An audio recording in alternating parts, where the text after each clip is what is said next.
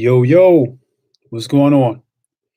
It's your boy Q, and welcome to the latest edition of the Corona Cast. The title of this episode is Shut Down and Shut In. So I thank you for everybody who's joining me today. If you're catching the show live or if looking at it later on, I appreciate the love, appreciate the comments, appreciate the support.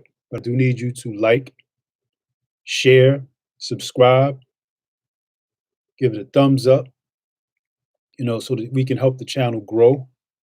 And my goal is to get to 1,000 subscribers so I can put the live video chat. I've been playing around with it, trying to get it into the stream, but I believe due to some YouTube rules, you have to have at least 1,000 subscribers. So, in order for it to work, so that way we can have some video people call in and we can see you on the stream and we can talk and have a dialogue. But that's what we're aiming for.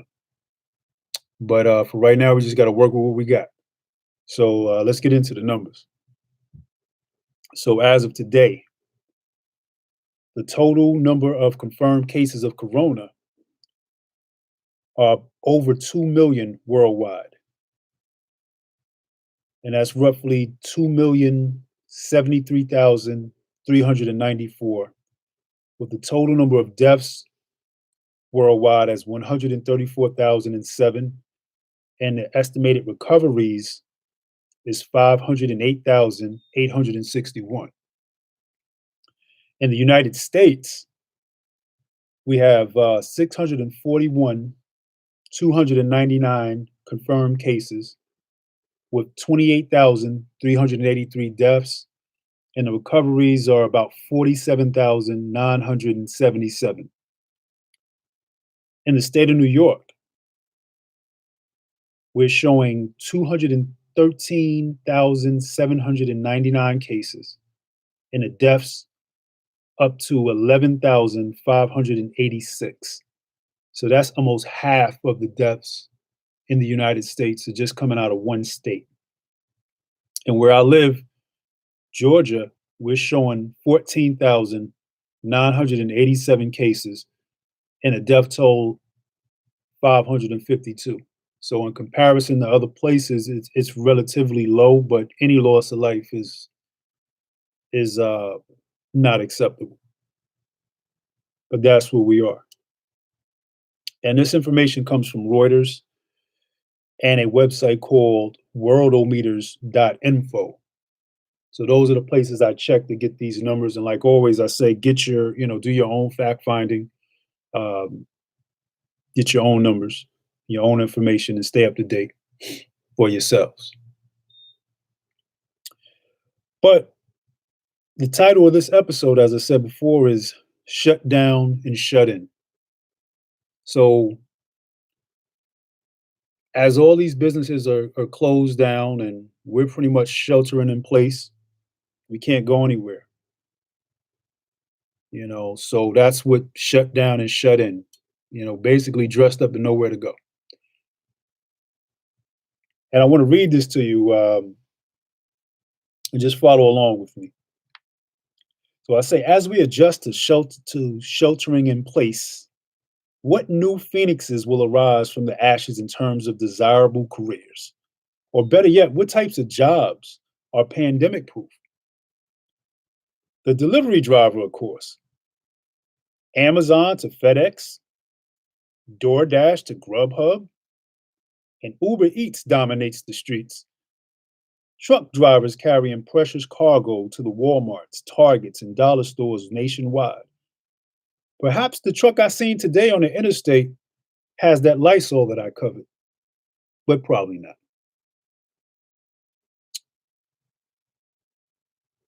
But that is a true story as far as the truck I seen on the interstate today. I was hoping it had that Lysol that I needed, but probably didn't. Lysol is like gold right now, people. Don't invest your money in gold, invest in Lysol. Because right now, Lysol is a hard item to find. I've been very fortunate and been able to find all types of supplies, but Lysol is the one that keeps eluding me. I have a friend of mine who's like started watching truck routes and learning their patterns, and he stalks Dollar Generals on Saturdays, and he said he's been able to come up on a can or two here or there. So I got him on the lookout for me. He knows who he is. So homie, don't hold out on that Lysol, man. Hook your brother up. All right. But also I wonder like how the warehouses, excuse me, are going to respond. Are they going to eventually go to like a automated workforce? I mean, are they going to actually at some point start replacing the human workers with more machines? If you think about it, they don't get tired, they don't call in sick, they don't have inner office affairs, they don't complain, and they don't have to have a raise. And I'm wondering too, will the IT guy be like the futuristic version of a maintenance man? Like the blue collar job will be an IT person in the future. I wonder if this is the type of world that we're headed in this corona reality that we're living in. It really is something to think about because, as I've said in earlier streams, that this corona thing has penetrated the psyche so long after we get the all clear. This is something that's going to dominate people's mindsets. We're never going to go into certain places the same as we did before this. And it makes me wonder, like, with companies having to operate in different ways and different forms and fashions, are they starting to look at, well, I really don't need this or I really don't need that anymore to be profitable, you know? And in a lot of these warehouses, they don't really need people for the most part. Like you need people for some things, yes. But do you need a warehouse full of people?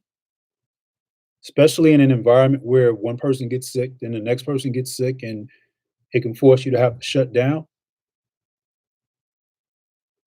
I believe that people's, these individuals that own these warehouses, they're starting to think in terms of what happens when the next thing happens, the next illness or something. They have to start thinking longer term. And things were starting to get automated anyway. But with a situation like this, now you really start to focus on it. So I wouldn't be surprised if we started to see less people get jobs in these warehouse environments and they start really ramping up the automation. And again, like I said before, the IT person or the person who can fix the robots or the mechanical things, they're going to have a higher status because they'll be necessary to keep the machine running, literally and figuratively. They'll be vital to keeping the machine running. And I can see that happening.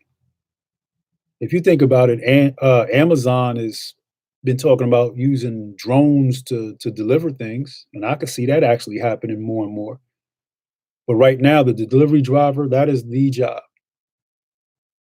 So when you see your delivery driver, salute your delivery driver because they're getting those products to us that we need, especially for the people that are working from home and can't get to the outside. We rely on these delivery drivers. I mean, if it's Uber Eats to bring you some food from certain restaurants, which me personally, I'm not feeling the whole fast food thing right now. That is, to each his own. But for me, that's a no go because you don't know if folks is washing their hands, you don't know if they're sick, and they're handling food. So me personally, that's something that I will have to stay away from. Which also brings me to my next point. With everyone being, shut in and sheltering in place, you start to discover new things about yourself. Maybe before Corona, you didn't cook. As the case with a lot of people, they relied on fast food. and what have you. But now that you have the shelter in place, you're discovering new talents. You're learning how to cook now. And you discover, hey, dang, man, I'm pretty good at this. So what happens when we go back to normal, so to speak? Do you start going back to fast food places, or do you realize it's actually cheaper for me to cook my own meals? It's healthier, it's better for me. I know who's handling my food. So I honestly believe that when we go back to normal, it's not going to be as many people hitting up these fast food joints like they used to be. And just different skills like working out at home. You used to have a gym membership, but you start really working out at home and start really utilizing that home gym and all that equipment you may have bought and never really utilized, but now you're using it because you were forced to use it, and you realize, well, dang, you know what? Why am I paying for a gym membership? I can work out at the crib, hit the showers at the crib. Don't have to worry about getting fungus or something on my feet, using the public showers, and don't have to worry about spending gas. I mean, have you guys seen gas prices? They're practically begging you to fill your car up with gas. Gas prices, especially in the South where I live, these prices are low, man. I've seen gas drop as far as $1.51 a gallon in certain areas near me. That's crazy. That's because they're basically begging you to come buy gas because nobody really needs it because no one's going anywhere. Same thing with these fast food joints. They got all kinds of deals going on, practically giving you food. Just please come to my business. But it ain't working because most sensible people don't want to eat out. They don't want to. They don't know what's happening. They don't know who's handling their food. Is it some millennial in there and that doesn't have hygiene skills, or doesn't think that they can get sick handling your food? You just don't know. You just don't know. So why chance it? And while we're on that subject, what about the restaurants that are not like fast food chains, like a little mom and pop spot? How long can they stay closed? How long can they miss making money before they have to shut their doors permanently? That's really something to think about, folks. Your McDonald's, Burger Kings, and Taco Bells, those places are corporations, or they have corporate backing behind a lot of those locations. So they can keep it, they can get certain funds and different things to keep them going while they're not operating at peak conditions right now. But the mom and pop spot, they can actually go under, especially if they're not deemed essential. And I'm sure a lot of those mom and pop spots are not considered essential. So how long can they hold out? And you look at that against certain retailers as well, like your Macy's and uh, Kohl's and some of these other TJ Maxx's and all these other larger retailers versus a little mom and pop clothing store. How long can they stay shut down before it gets to the point where the point of no return, basically? Because they're not a corporate entity, you know. How long can they last? And that's really where my concerns are, for the little guy, for the small business. I believe that when some of these restrictions are lifted and we can start going back out to certain locations, we're going to see that either prices are going to have to rise in some of these locations just to catch back up, which will in turn force you, the consumer, to say, well, I'm not going to spend this kind of money at your location when I can go over here to Walmart and spend half the money and get the same product. But the little guy has to raise their prices to kind of offset some of their losses. So it's going to be interesting to see who rebounds and who doesn't. We're going to have a lot of empty lots where businesses once stood at the end of this thing. And also, as I said in previous streams, with this millennial generation, they were going away from a lot of the in-person shopping anyway. So I think it was phasing out anyway. But this is really giving it that, like, the death kiss, and for lack of a better word. Sorry to say it like that, but that's what's happening. It's like I feel like a lot of these small businesses are just not going to recover. We're going to see fewer small businesses, even with government assistance. I just don't see it. During this time that we're in our homes, people are ordering online like crazy. And a lot of places like the Amazons of the world, they're keeping up with the demand in a lot of places. They're getting stuff to you pretty quickly. That's opening the eyes of not just the millennial, but now grandma sitting there like, well, do I really need to go to Walmart in person? I can order it, have it in a day or two. So the landscape is changing. It's really changing. And I can see it, as we come back out of this, I can see it really ramping up, and a lot of physical locations start shutting down. They start realizing we don't need as many of these physical locations and more, we'll just need more like warehouses, more hubs, you know. And I have Humble Pie, she just jumped in, what's up? She said, never used to order online, but it's definitely becoming my new normal. So true. It is. It is. Now, me, several Christmases ago, I started buying things online for Christmas, and just a little bit about me. I'm a homebody anyway, so I'm probably built for this reality. That's why I don't really freak out as much as the average person.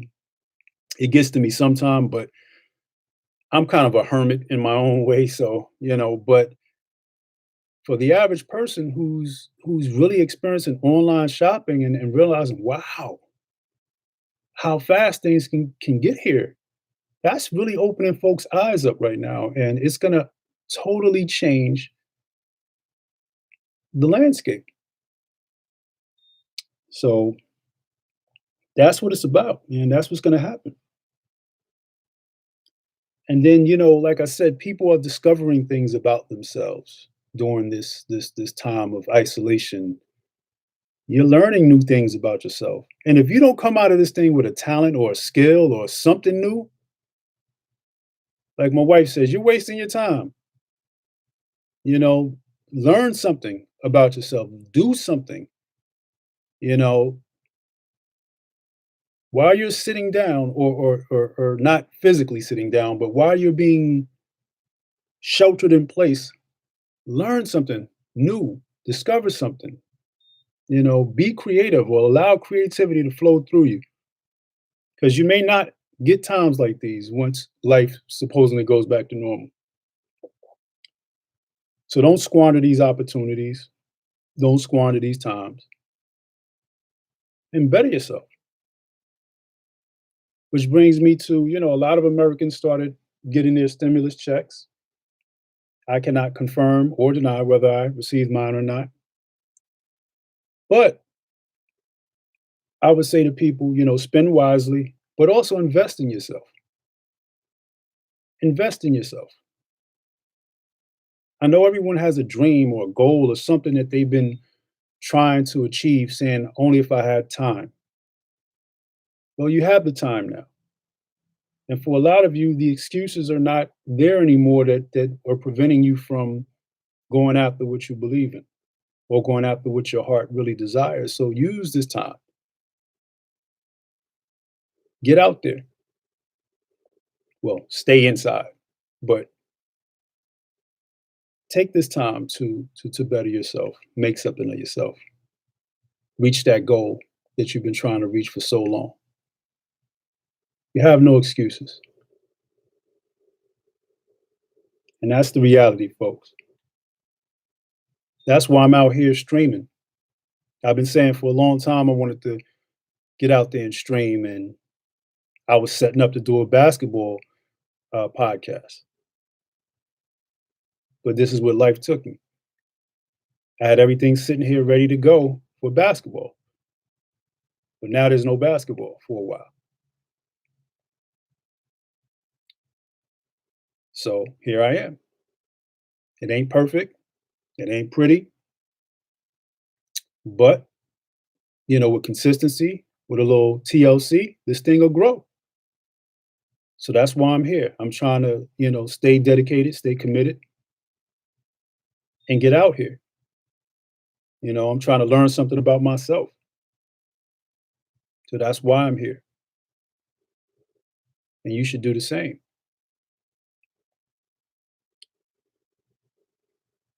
Also,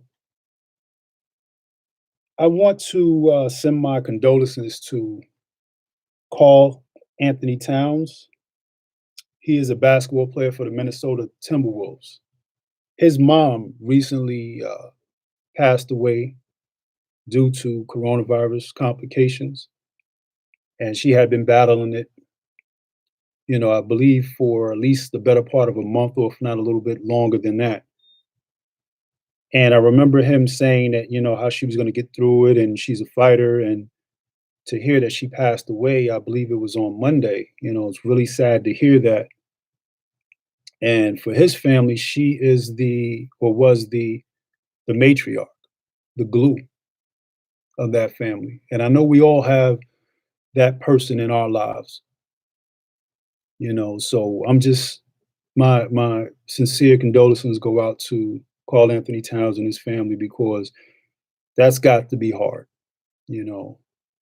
And people are really dying. I know some people believe this is a myth. This is not for real. People are not dying. This is just something you see on the news, but this is real. And I told you guys on a previous stream that someone in my company came down with it.